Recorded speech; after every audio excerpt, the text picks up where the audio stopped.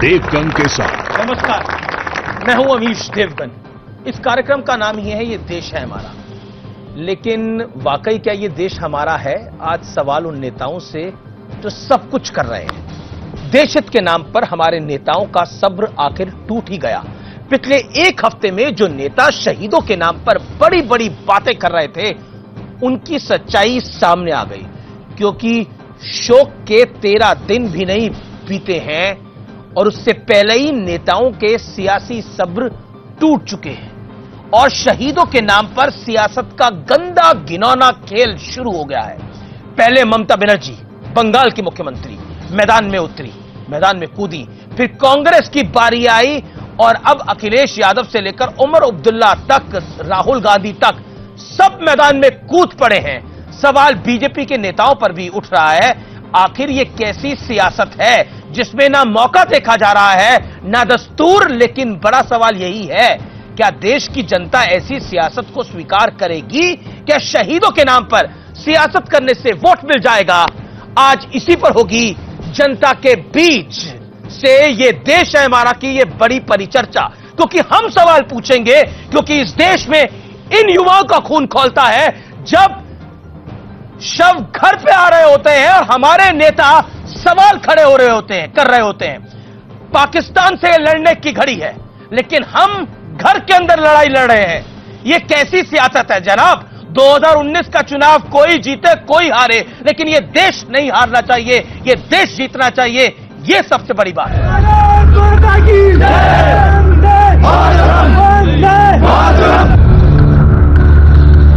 मोदी जी राजधर्म भूलकर केवल राज बचाने की जुगत में लगे हैं। हमें देशभक्ति मत सिखाओ कांग्रेस वालों। शाम 5:10 तक प्रधानमंत्री को यह मालूम ही नहीं था कि पुलवामा में आतंकी हमला। मैं कांग्रेस पार्टी से कहूंगा, देश की एकता को कमजोर न करें। शहीदों की चिताओं की राख अभी ठंडी भी नहीं हुई है, लेकिन सियासत के शोले भड़क रहे हैं। आलम यह है कि नेता सियासत से बाज आने को तैयार नहीं। नया हमला कांग्रेस की तरफ से हुआ और प्रधानमंत्री पर पुलवामा हमले के दिन फोटोशूट का आरोप मढ़ डाला। फिर क्या था? पाकिस्तान को घेरने के बजाय नेता एक दूसरे को घेरने में लग गए। पूरा देश उस सदमे से जूझ रहा था और देश के प्रधानमंत्री श्री नरेंद्र मोदी रामनगर नैनीताल के अंदर कॉर्बेट नेशनल पार्क में फिल्म की शूटिंग कर रहे थे। यही कांग्रेस पार्टी की पूर्व अध्यक्षा जब आतंकवादी मरते हैं तो फपक फपक कर रो पड़ती है। उतना दुख होता है कि आतंकवादी मर गए। हमें देशभक्ति मत सिखाओ कांग्रेस वालों। हमारी रग रग में भारत माता के प्रति समर्पण और भारत माता के प्रति जान देने की वृत्ति पड़ी। शहीदों की शहादत को लेकर सरकार पर सवाल उठाने वालों में कांग्रेस ही नहीं, ममता बनर्जी और नवजोत सिंह सिद्धू जैसे लोग भी शामिल हैं। 5 years is over. Nothing happened. Nothing happened. Even sometimes I think whether Pakistan became our friend or not, I do not know. I have in doubt. How they have got this encouragement, all this before election? I do not know. Why? After Parliament is over, when this type of things happen. ना कोई मस्त होता है, ना कोई जात होती है, ना कोई पार्टी होती है, ना कोई देश होता है। 7 by 7 इसका मुझे जो लगता है कि डायलॉग से, इंटरनेशनल कम्युनिटी का प्रेशर पूरी तरह से करके, कि जो गालियां निकालने से ये नहीं ठीक होगा। इसका एक परमानेंट सोल्यूशन है। एक तरफ पीएम मोदी पाकिस्तान की अंतर्राष्ट्रीय मोर्चेबंदी में जुटे हैं। पाकिस्तान पर चौतरफा दबाव बनाया जा रहा है। पूरी दुनिया के सामने उसकी फजीहत हो रही है। भारत से बचाव के लिए पाकिस्तान यूएन में गिड़गिड़ा रहा है, लेकिन बेशर्म सियासत इन सब पर पानी फेर रही है। जब इतने अपने जवान जा रहे हों तो वो गाड़ी आकर के क्यों टकरा गई उससे? ये तो सरकार जवाब देगी। At the height of the Kargil war in 1999, India played Pakistan in the Cricket World Cup. To forfeit the match this year, as so many are clamoring for, would not just cost 2 points. It would be worse than a surrender, since it would be defeat without a fight. We should not make cricket a substitute for other actions that our government should be able to take. ये जो बयान बहादुरों की बकवास मंडली है, इसको जो है वो सामान्य सा शिष्टाचार भी नहीं मालूम।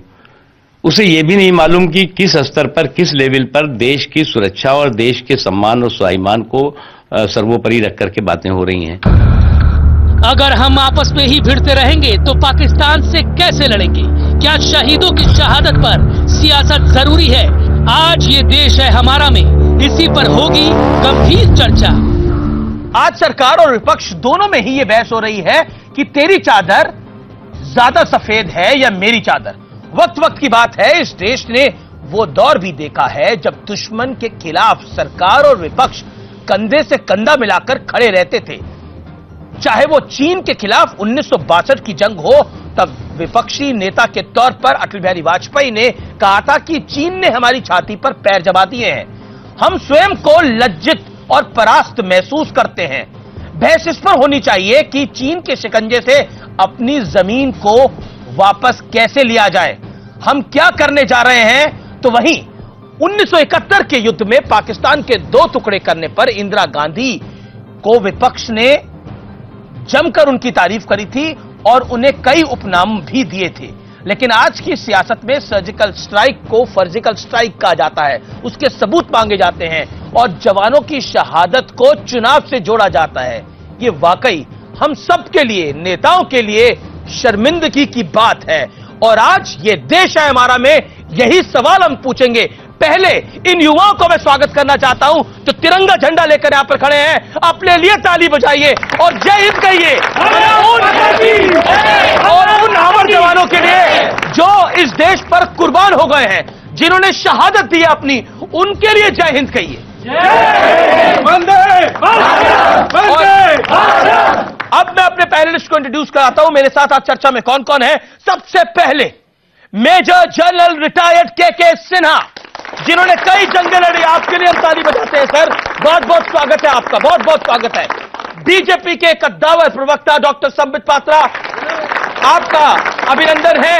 समाजवादी पार्टी के वरिष्ठ नेता प्रवक्ता राजकुमार भाटी हैं और कांग्रेस पार्टी से गौरव वल्लभ है, कांग्रेस पार्टी के प्रवक्ता। आप तमाम लोगों का स्वागत है। पहले दौर में मैं 60 सेकंड आप सबको दूंगा अपनी बात रखने के लिए, लेकिन क्योंकि यह जनता की बात है, इस देश की बात है, शुरुआत मैं आप में से किसी से करना चाहूंगा। आप अपनी बात कौन रखना चाहते हैं? अपना हाथ खड़ा करें, अपनी बात रख सकते हैं। बेबाक होकर सवाल पूछिएगा, बेबाक होकर बात रखिएगा। आप जो सियासत देख रहे हैं, क्या महसूस करते हैं? खड़े होइए और अपनी बात रखिए। इस देश का वजूद इन जवानों से है। ये पॉलिटिकल पार्टीज भी तभी रहेंगी जब ये जवान रहेंगे। तो आपको नहीं लगता, मैं एसपी और कांग्रेस से पूछना चाहूंगा, ये जो आप सियासत कर रहे हैं जवानों की जाति पे, कभी कि वो कैसे हो रहा है, इससे हम यूथ को बहुत फर्क पड़ता है। फर्क पड़ता है सर, यूथ को नहीं, पूरे देश को फर्क पड़ता है। और जो जवानों की शहादत पर सियासत करेगा, याद रखिए, यह देश माफ नहीं करेगा। यह चुनाव की बात नहीं है, यह इतिहास की बात है। जब जब जिसने इस देश के जवानों पर सियासत करी है, उसका हाल बहुत बुरा हुआ है पॉलिटिकली। मैं के सिन्हा साहब आपसे शुरू करता हूं। जवान तो चल दिए अपनी शहादत देकर, लेकिन एक क्रम होता है कि 13 दिन तक, जब तक 13वीं नहीं होती, अफसोस और शोक खत्म नहीं होता। हमने तो उसकी लोक लाज भी नहीं रखी। देखिए अमीश जी, 8 सेकंड आपके।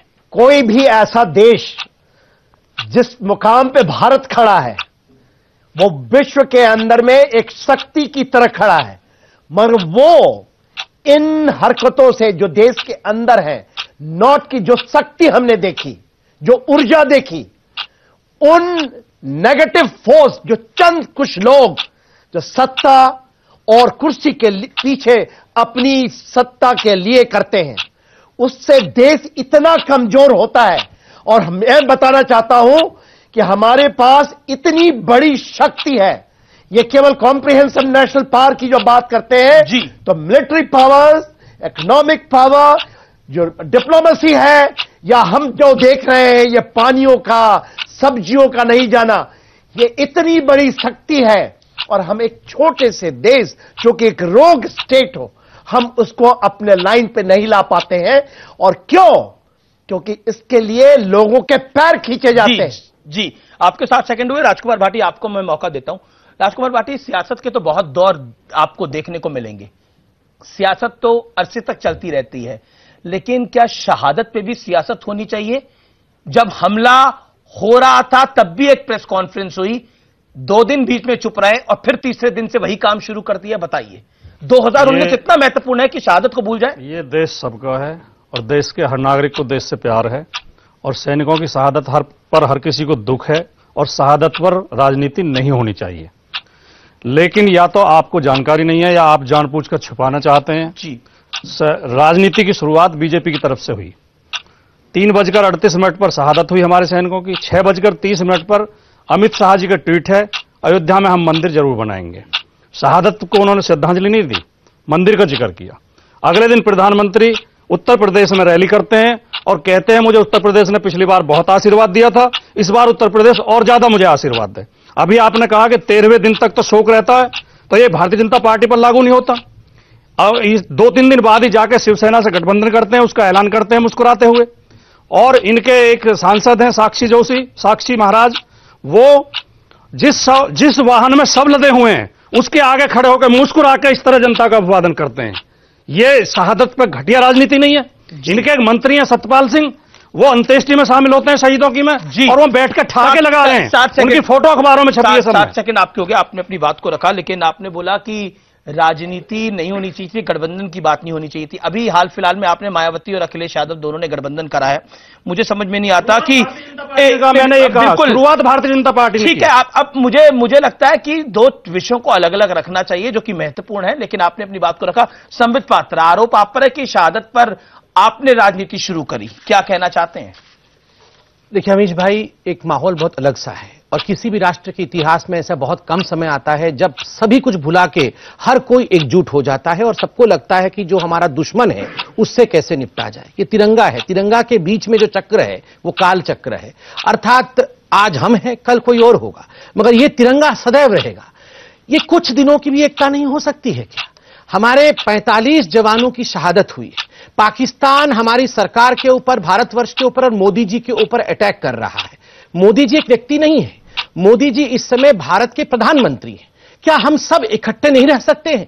क्या आवश्यकता है एक प्रेस कॉन्फ्रेंस करके यह कहना कि ये सब तो फालतू की चीज, जुमला सरकार है?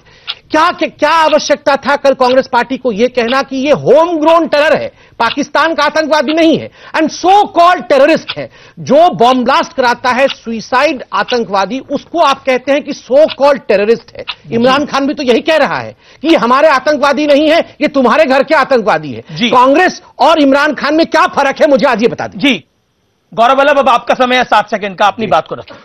जी आप ये देखिए, 14 फरवरी को 3:10 पर हिंदुस्तान की आत्मा पर हमला होता है। हमारे 40 निर्दोष जवानों को शहादत देनी पड़ती है और बिना वार के कायर लोग उन पे इस तरह का वार करते हैं।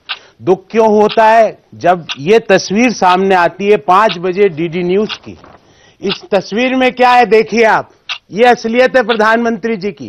5:10 की ये डीडी न्यूज की तस्वीर है जिसमें वो काले हिरण के साथ फोटो खिंचवा रहे। हिंदुस्तान का प्रधानमंत्री जब उसकी आत्मा पे वार होता है तो वो काले हिरण के साथ फोटो खिंचवा रहा है। इस तस्वीर में ये 5:10 पे लाइव कर रहा है डीडी न्यूज इस चीज को। फिर चलो साहब ये हो गया, फिर उसके 3 दिन बाद सऊदी अरब के क्राउन प्रिंस आते हैं, बड़े इतरा के प्रधानमंत्री जी सारे प्रोटोकॉल तोड़ के खिलखिलाते हुए हंसते हुए उनको एयरपोर्ट पे लेने जाते हैं। और वो क्राउन प्रिंस साहब जब जॉइंट स्टेटमेंट आता है तो एक बार भी कश्मीर का नाम नहीं लेते, पाकिस्तान का नाम नहीं लेते, पुलवामा का नाम नहीं लेते। वो कहते हैं पाकिस्तान और हिंदुस्तान को मिल बैठ के ये काम। आप क्या चाह रहे हैं? आप क्या चाह रहे हैं कि पुलवामा के बाद सारे डिप्लोमेटिक टाइज हमें तोड़ देने चाहिए सऊदी अरब के साथ? आप मुझे बताइए चाहते हैं, आपने 26/11 के बाद किसके साथ तोड़े थे? ये जो जॉइंट 26/11 के बाद किसके साथ तोड़े थे? जॉइंट बताइए मुझे। स्टेटमेंट में होता कि पुलवामा में हम निंदा करते हैं, पाकिस्तान की हम निंदा करते हैं, वो बोल रहे हैं हिंदुस्तान और पाकिस्तान को बैठकर अपनी बातें सुलझानी चाहिए। बिल्कुल आप ही का वक्त है, आप ही का वक्त है, आप ही के पास आ रहा हूं मैं। राजकुमार भाटी, आपने अभी बोला कि अमित शाह ने शहादत पर कौन सी सियासत करी? अगर उनका कोई बयान आप कोट कर पाए अपनी बात को तथ्यात्मक रखने के लिए तो कर दें। मैं एक शब्द को एक बयान को कोट करता हूं। अबू आजमी आपके वरिष्ठ नेता हैं, वो क्या कहते हैं आप खुद सुनिए, और आपको लगता है अगर वो सही कहते हैं तो ताली बजा दीजिएगा। एनडीए सरकार ने इंटेलिजेंस के इनपुट को नजरअंदाज किया, यहां तक ठीक है। संभव है कि यह सब लोकसभा चुनाव जीतने के लिए किया गया। सरहदों पर बहुत तनाव है, जरा पता करो कहीं चुनाव है, मुस्कुरा कर वो ये बात कह रहे हैं। अब आप मुझे बताइए, ताली बजाएंगे इस बयान पर अगर कोई भी सियासत नहीं कर रहे? कोई भी व्यक्ति अगर ये कहता है, कोई भी व्यक्ति नहीं, अबू आजमी आपके नेता, मैंने आपका सवाल अच्छी तरह जी अबू बहुत जिम्मेदारी के साथ बोल रहा हूं। जी अबू आजमी हो या कोई और भी ये कहता है कि सरकार ऐसा काम मैं बताऊंगा, अबू आजमी की बात कर रहा हूं मैं, कि सरकार हमारे बीजेपी से लाख मतभेद हों, लेकिन हम ये कतई मानने को तैयार नहीं है, ना हमें कोई संदेह है कि कोई सरकार जानबूझ के ऐसा काम करा सकती है। अगर कोई कहता हो गलत कहता है तो अब नहीं गलत कह रहे हैं, अबू आजमी को पार्टी से बाहर कर रहे हैं, नहीं कर रहे? नहीं, अब ये देखिए आप उतने सवाल मुझसे मत पूछे जो मेरे अधिकार क्षेत्र से बाहर हो। मैं आपसे प्रवक्ता हूं, पार्टी का अध्यक्ष नहीं हूं। बिल्कुल मैं प्रवक्ता हूं, मैं पार्टी का पक्ष रख सकता हूं, पर आप देश के तो निर्णय लेने का अधिकार, पार्टी से पहले तो देश है ना। श्री अखिलेश यादव जी को ये सवाल आप उनसे पूछ सकते हैं, लेकिन मैंने बहुत स्पष्ट कहा है। और मेरी बात अमीश जी आप सुन ले, थोड़ा 2 सेंटेंस और बोल जी। कोई भी व्यक्ति ये कहता गलत है, क्योंकि हम ये मान नहीं सकते कि बीजेपी देशद्रोही हो सकती है या बीजेपी देश के खिलाफ है। बीजेपी को भी देश से उतना ही प्यार है जितना हमें है। नीतियों में कई गलतियां हो सकती हैं, बयान को हमारे राजनीतिक मतभेद हो सकते हैं, मैं बात बोल रहा हूं। लेकिन दूसरी बात है, आखिरी बात जी अबू आजमी के बयान पर कौन अपनी राय रखना चाहता है? अमीश जी मेरा आखिरी बात, शहादत तो नहीं कराई गई है, लेकिन शहादत के बाद जो राजनीतिक फायदा ये उठाना चाह रहे हैं वो भी बहुत फुअड़ है। कैसे? ये इनके कार्यकर्ताओं को, अपने कार्यकर्ताओं को नमो अगेन की टी शर्ट पहना के इंडिया गेट में मोमबत्ती जलाने के लिए भेज देते हैं, जाके वंदे मातरम और जिंदाबाद। अरे वंदे मातरम नागरिक के तौर पर जिंदाबाद बोल रहे हैं, वंदे मातरम हम भी बोल रहे हैं, तो बोलिए।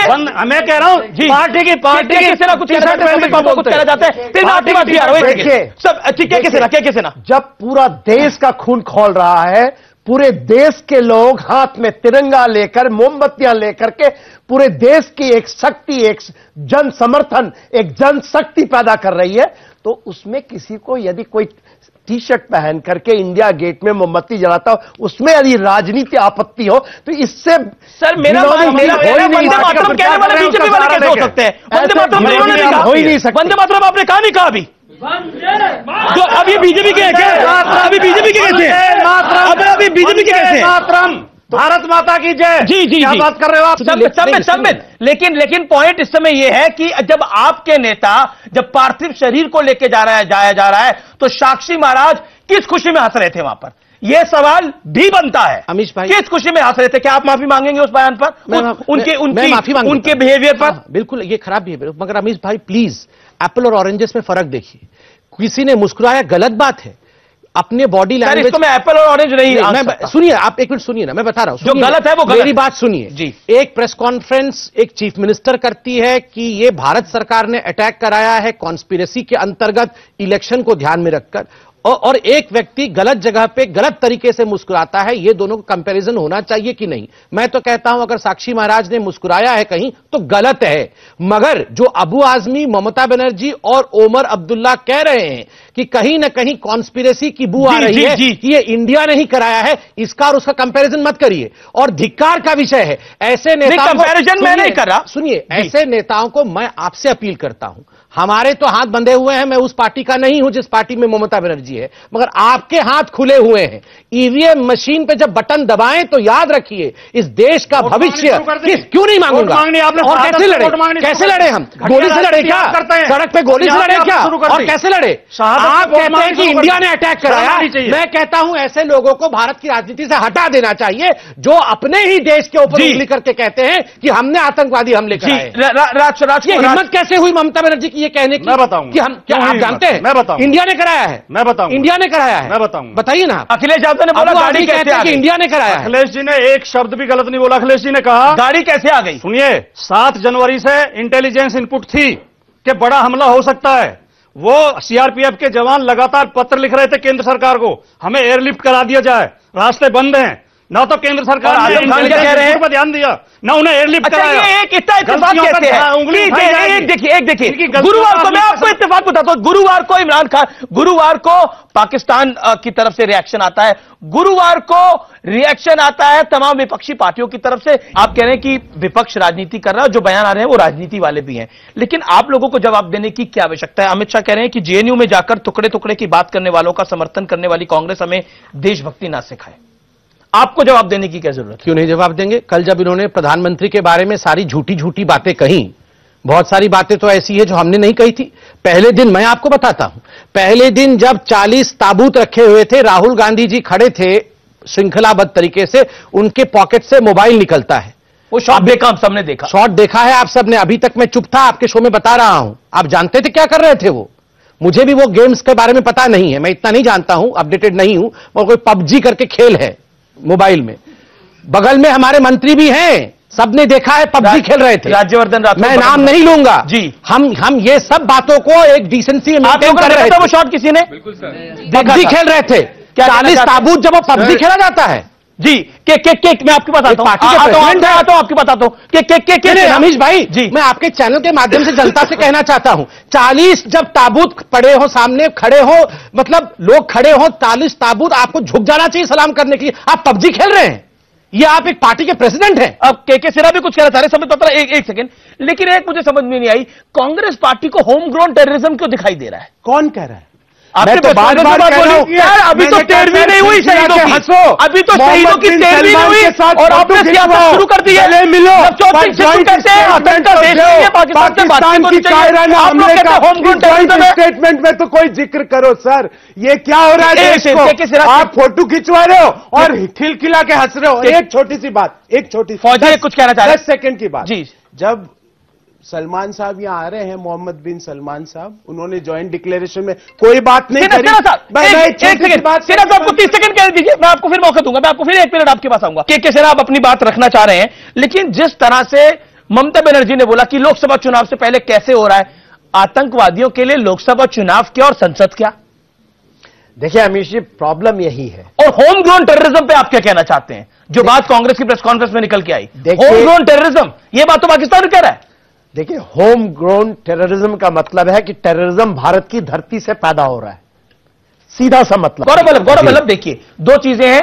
एक, आतंकी चाहते हैं ये देश रुक जाए जी, आप भी चाहते हैं कि हम सारे कार्यक्रमों को रद्द कर दें, सब कुछ रोक दें, क्या आप चाहते हैं? मेरे को एक चीज बताइए अमीश जी, हम सबके घर में बड़े बुजुर्ग 100 साल के होते हैं, स्वर्गवास होता है, कभी आपने देखा कि घर में इस आत्मा पे चोट हुआ और घर का मुखिया हवाई अड्डे पे खिलखिला के ये तस्वीर क्या बयान करती है अमीश भाई? ये तस्वीर देखिए, ये तस्वीर क्या बयान कर रही है? ये खिलखिलाहट देखिए, ये खिलखिलाहट नहीं सहन होती अमीश भाई, नहीं सहन होती। कोई आए, आप क्या चाहते हो कि हमारे आत्मा पे इतना बड़ा हमला हुआ और आप हंसे रहे हो? हा हा हा हा। ये तरीका नहीं है, ये तरीका नहीं है।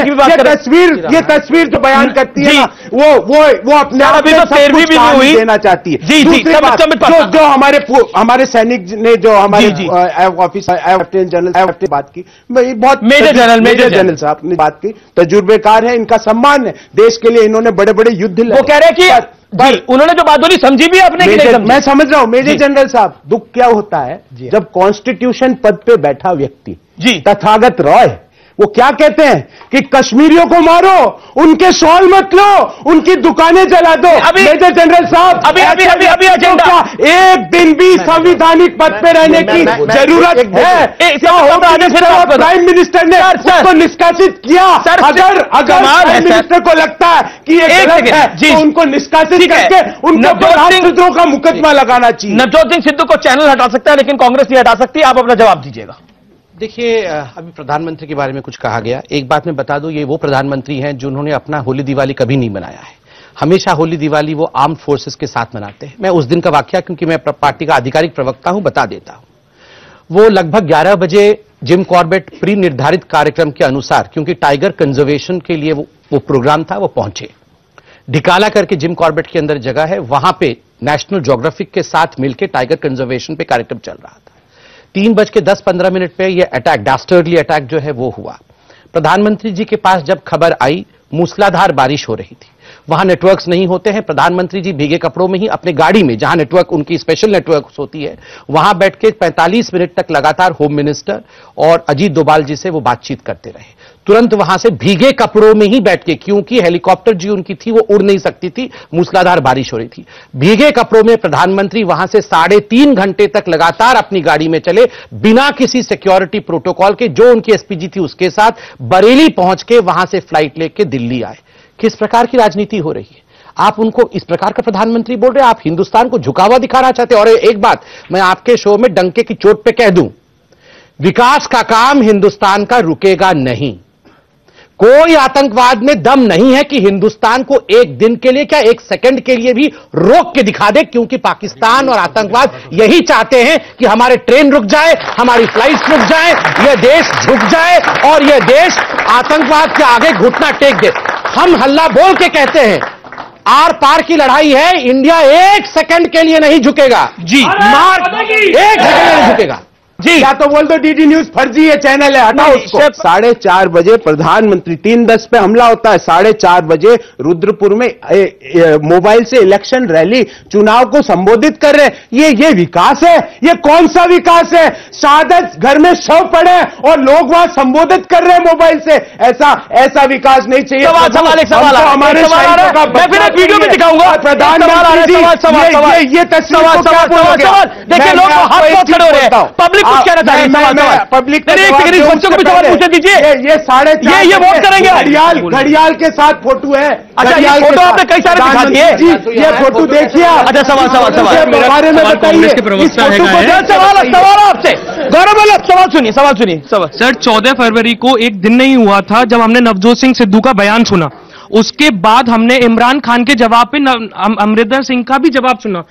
क्यों अमरिंदर सिंह ने अभी तक नवजोत सिंह सिद्धू पे कोई कार्रवाई नहीं करी है? जिसके बाद क्या कांग्रेस अपना स्टैंड क्लियर करेगी? क्या अमरिंदर सिंह जो चाहते हैं, बाकी पता नहीं कौन नहीं चाहता। मैं जवाब दे दूं। उसके बाद कांग्रेस का 2 नाव पे पैर रख के चलना चाहती है, वो अपना स्टैंड क्यों नहीं क्लियर करेगी? अरे एक सेकंड, उनको जवाब देने दीजिए। कांग्रेस के प्रवक्ता गौरव वल्लभ है, राजकुमार भाटी, गौरव वल्लभ से सवाल है। 30 सेकंड, फिर आपका सवाल बताऊंगा। मुझे आपकी भावना समझ में आई, आपका भावना और आपका सवाल दुरुस्त है, मैं इसको गलत नहीं मानता, पर दुख जब भी होना चाहिए मेरे दोस्त, जब साक्षी महाराज शव जा रहा अंतिम यात्रा का, शहीद का, बीजेपी का एमपी ऐसे अभिवादन कर रहा है जैसे प्रधानमंत्री की शपथ लेने जा रहा है। क्या इनको उन्होंने हटाया? और दूसरी बात मैं आपको फिर बोलता हूं, आतंकवाद की लड़ाई में, पाकिस्तान के खिलाफ लड़ाई में, इमरान खान के खिलाफ लड़ाई में मैं संबित पात्रा और देश का हर आदमी साथ में। मैं आपको बार बार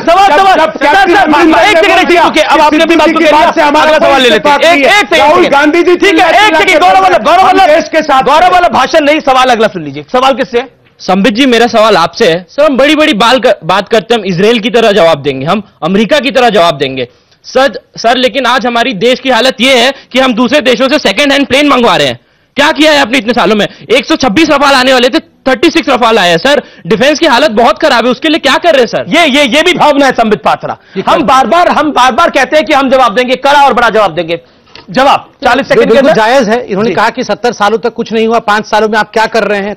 कल तेजस आप देखें, आर्मी चीफ तेजस में बैठ के गए, होम बिल्ड तेजस था। जहां कांग्रेस पार्टी कल होम ग्रोन टेररिज्म के बारे में बात कर रही थी, वहीं इंडिया ने 5 साल में होम बिल्ड तेजस बना के दिखाया। तो हम 5 साल में वो सब करने की कोशिश कर रहे हैं जो 70 सालों में नहीं हुआ। बिल्कुल दुरुस्त सवाल था। मैं सिर्फ एक बात पूछ रहा हूं, ये तू मैं देश के अंदर कब बंद होगा? कब हम यहां पर खड़े होकर पाकिस्तान के खिलाफ बोलेंगे? भैया छोड़ दो, पाकिस्तान से लड़ाई तो हमारी आर्मी लड़ लेगी, हम यहां कुत्ते बिल्लियों की तरह क्यों लड़ रहे हैं? एक बार भी कंसेंसस हुआ? एक बार भी आपने गाली इमरान खान के खिलाफ? कोई बोल रहा है घड़ियाल, कोई बोल रहा है काली मुर्गी, क्या था काला हिरन। एक बार भी इमरान खान मुर्दाबाद, इमरान खान हाय हाय, इमरान खान बदमाश सुना आपने? एक वीडियो देखिए इमरान खान को गाली दे, पाकिस्तान के चैनल पर वीडियो दिखा रहा हूं शोर शराबे के बीच में। ऑडियंस एक सेकंड, आप वो वीडियो देखना चाहते हैं? मैं आपको एक वीडियो दिखा दूं। एक सेकंड, एक वीडियो प्ले आउट कर रहा हूं मैं, एक वीडियो में प्ले आउट कर रहा हूं। वो वीडियो गौर से देखिए और फिर मैं रिएक्शन लूंगा। गौर से देखिए वो वीडियो। अगर इमरान खान ने इज्जत ना देते तो आज नवजोत सिंह सिद्धू की आवाज भारत में बुलंद ना होती। तो एक तो ये बात है। दूसरी बात है कि उनका शुरू से एक माइंडसेट है पाकिस्तान के खिलाफ, वो उस माइंडसेट को तब्दील नहीं कर सकते। अगर आपको उड़ी सेक्टर याद हो तो उड़ी सेक्टर के बाद भी उन्होंने यही बातें की थी, और अब चूंकि उनकी उड़ी सेक्टर की फिल्म रिलीज होने वाली है तो उन्होंने उस फिल्म को कामयाब बनाने के लिए पुलवामा सेक्टर का एक शोशा छोड़ दिया है।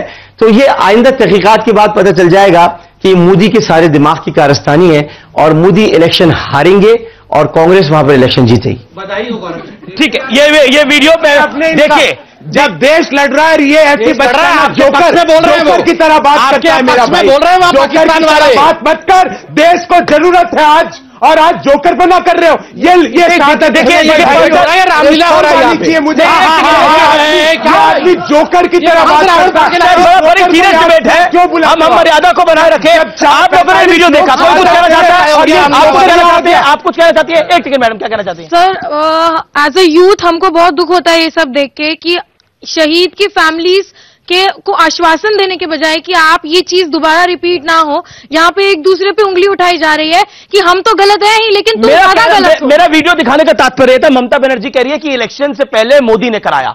पाकिस्तान के एक्सपर्ट सिक्योरिटी एक्सपर्ट कर रहे हैं इलेक्शन से पहले मोदी ने कराया। देखिए, हम उस नैरेटिव में न फंसे जिसमें पाकिस्तान वर्ल्ड वाइड हमें बोले कि देश के अंदर की पार्टियां भी यही कह रही हैं जो हम कह रहे हैं।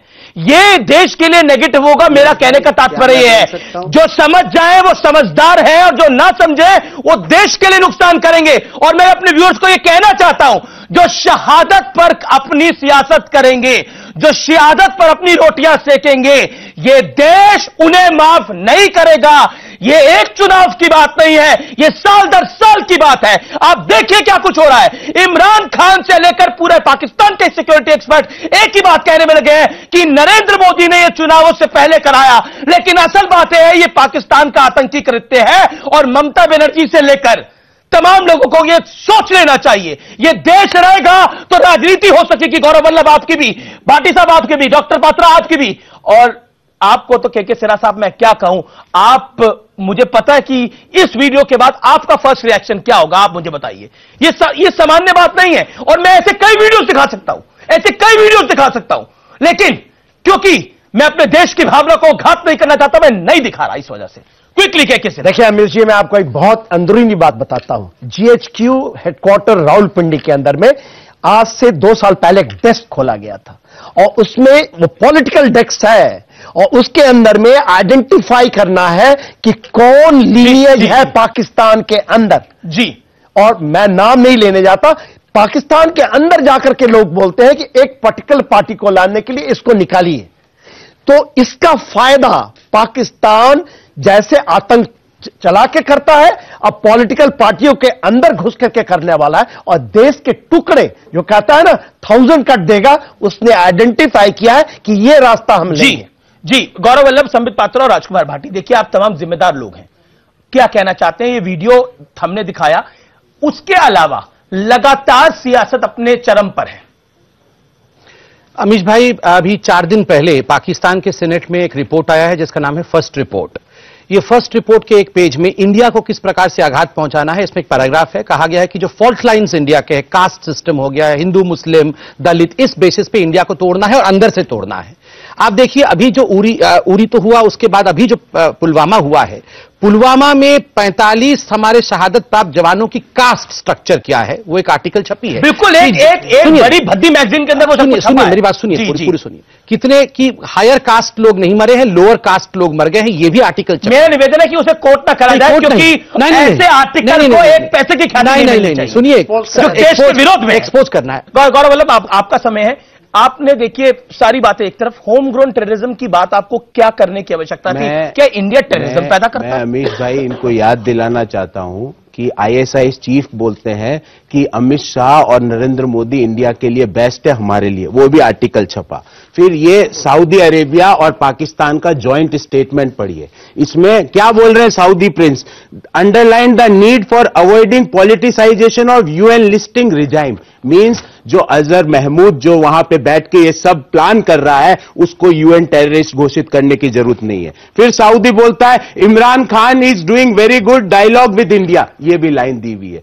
इसके बाद हम जाके किसी को गले लगाते हैं। और एक पॉलिटिकल पार्टी का आदमी हूं मैं, क्या मेरा यह अधिकार नहीं है मेरी सरकार से पूछने का कि 350 किलो बारूद कैसे आ गया वहां पे सड़क पे, इतनी क्राउडेड सड़क पे? अगर मैं यहां से लोहा लेके भी दिल्ली जाऊं ना, 4 बार मेरी चेकिंग हो जाए, कौन इसकी जिम्मेवारी लेगा? बताइए। भारत सरकार, जम्मू कश्मीर सरकार, अजीत डोभाल जी कौन जिम्मेवारी लेगा? बताइए। सिद्धू की जिम्मेदारी कौन लेगा? सिद्धू की जिम्मेदारी कौन लेगा? फिर मैं बताता हूं। सिद्धू की जिम्मेदारी कौन लेगा? बताइए ना। घंटे पहले जी, घटना के 48 घंटे पहले एक वीडियो वायरल होता है। उस वीडियो में यह बताया जाता है कि इस तरह का टेरर अटैक होता है, होने की संभावना है। उस वीडियो को भी आप नजरअंदाज करते हो। 270% आतंकवादी घटनाएं वायरल वीडियो पे जवाब देना पड़ेगा।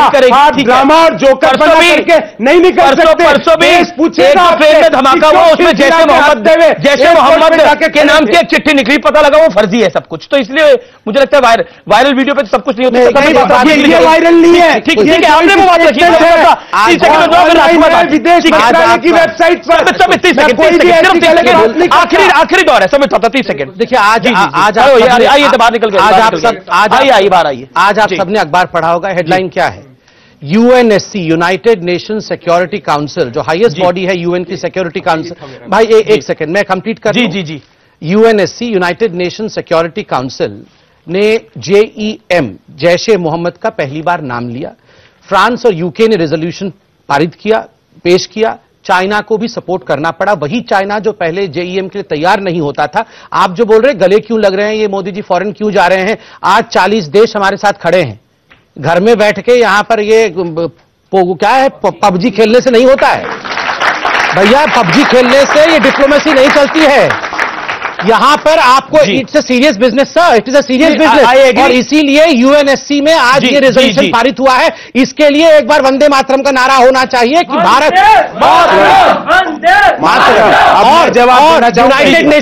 और यूनाइटेड नेशन ने, आप जानते हैं रेजोल्यूशन में क्या कहा है? All the countries should cooperate with India. आप जानते हैं कल को पाकिस्तान पे हमला होगा तो यूएन ने एक तरह से कह दिया कि सब खड़े हो जाओ इंडिया के पीछे, सब खड़े हो जाओ इंडिया के। ये राहुल गांधी खड़े हो नहीं खड़े हो हमें नहीं चाहिए भैया, नहीं खड़े हो राहुल गांधी। एक बात वर्ल्ड वाइड हमें एक बड़ी सपोर्ट मिली है। अमेरिका, यूके, जर्मनी, उसके साथ साथ फ्रांस, हमारे तमाम देश आज हिंदुस्तान के साथ खड़े हैं। क्या आपको लगता है ये सरकार की हमें चाहिए हमें नहीं चाहिए की जगह रामलीला जैसे रावण की तरह हंस रहे थे आज 45 हमें सिखा रहे हो और जोकर बना कर रही है रावण की तरह अभी कर रहा था बुलाते हो और मैं इनका जवाब देना चाहता हूं। राजकुमार भाटी के टर्न था वैसे। बोलिए जी राजकुमार भाटी आज इस देश के साथ बहुत सबसे बड़ा जोकर तो पबजी खेल रहा था वहां पे बैठ के। आपका जो ठीक है सरकार इस वो हैशटैग बनाइए पप्पू जी प्लेस पबजी। देख लिया आपने जी। आज 45 लोगों की शहादत की बात हो रही है, ये हैशटैग की बात क्यों? ये तो इनकी नियत है, इसी कारण तो आज बोलिए ना आप इधर आ जाइए सवाल पूछने के लिए, नहीं तो सुनेंगे सुना नहीं जाएगा सवाल। आप एक सेकंड राजकुमार भाटी अपनी बात। सरकार ने पुलवामा का बदला लेने के लिए जो कुछ भी किया, पाकिस्तान के घुटने टिकाने के लिए, पाकिस्तान को सबक सिखाने के लिए किया, उस सब चीज पे सभी राजनीतिक दलों ने सपोर्ट किया। शानदार। लेकिन जब ये घटिया राजनीति शुरू कर लेकिन अबू आजमी को बाहर निकालना भी चाहिए, जो भी कर रहे हैं तब विरोध होता है। ये घटिया राजनीति नहीं करनी चाहिए। मैंने बहस के शुरू में कहा था कि हमें भारतीय जनता पार्टी की देशभक्ति में कोई संदेह नहीं है। हम नहीं कहेंगे कि देशद्रोही पार्टी है, ये कहते हैं। इन्हें दूसरी पार्टी है कोई देशभक्त नजर नहीं आती। ये घटिया राजनीति है, ये वोट मांगते हैं अपने लिए। अभी इन्होंने ईवीएम का जिक्र किया, ईवीएम का बटन दबा देना, ये घटिया राजनीति है। पब्लिक तो सब कुछ देख के ईवीएम का बटन दबाएगी। ठीक है आप क्या कहना चाहते हैं? आप अपनी बात को रखिए, आखिरी मिनट है मेरे पास जी। मेरा सवाल यह है कि राहुल गांधी जी बड़ी उत्सुकता बड़े आप बोलने में शर्म आती है? कब किया? उनका सवाल ऐसे गुस्सा मत ऐसे करो भैया, जनता है मैं बता दूंगा ना कब किया। नहीं देखिए पब्लिक क्या बात कर रहे हो सर? ये भाई कौन कब बोला ना, मुझे भी बता दो। ब्रदरहुड की बारे में बोला है और हिंदू टेररिज्म के बारे में बोला है। आज बता दो अखबार में आज के अखबार में एक भी चीज निकली है। भारत के प्रधानमंत्री 100 विदेश यात्रा करने का गिनीज रिकॉर्ड बनाने वाले। एक सेकंड सर, सवाल नहीं, इनसे मत करिए, सवाल सुन लीजिए। हाँ भाई, एक सेकंड बोलिए अपनी सर। जी, जिस डिप्लोमेसी की बात कर रहे हैं उस डिप्लोमेसी की बात देखिए। उस डिप्लोमेसी सर, ये ऑडियंस है, सर ये ऑडियंस है, नेता नहीं है सर। इनको 40 सेकंड है सर, 40 सेकंड तो बोलने दीजिए। आता है कि कहती है कि जैसे मोहम्मद गलत है, जैसे मोहम्मद गलत है पर राहुल गांधी नहीं बोलते। ठीक है, धन्यवाद। ठीक है सर, आप अपनी बात नहीं सर के साथ आते हैं क्या? आप तो गौरव वल्लभ, अरे भाई ये तो ऑडियंस है। मैं इनसे पूछ रहा हूँ, मुझे बता कि जो बात बोली उसका एविडेंस तो दे।